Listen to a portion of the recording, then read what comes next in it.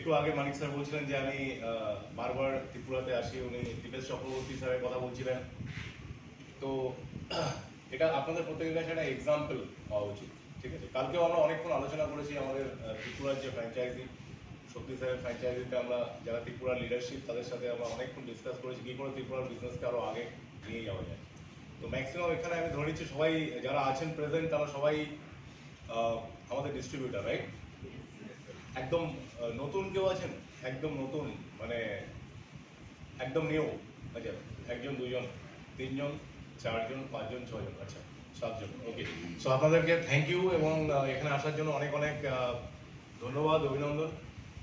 But একটা জিনিস আপনাদেরকে শুরুতে বলে নিতে চাই, আমি আজকে যেগুলো বলতে চাইছি যেগুলো একদম হয়তো আপনাদের জন্য নয়, যারা আমাদের এক্সিস্টিং ডিস্ট্রিবিউটার তাদের তাদের বুঝতে সুবিধা হবে।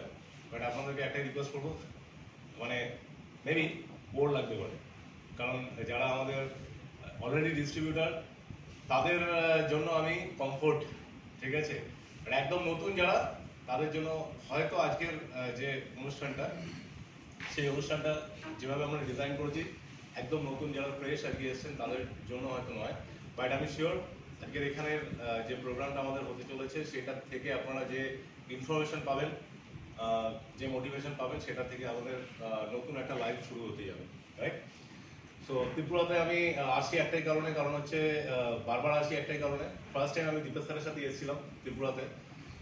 এর আগে আমি সেই স্টোরি শুনিয়েছি, আগরতলার সাথে ছোটবেলা থেকে একটা কানেকশন ছিল, তো সেই স্টোরিতে আজকে আর যাবো না। বাট আমি আসি এই কারণে, একটাই কারণে, এখানে কমফোর্ট ফিল করি, কারণ হচ্ছে কলকাতার পরে আর যেখানে গেলে মোটামুটি বাংলা ভাষা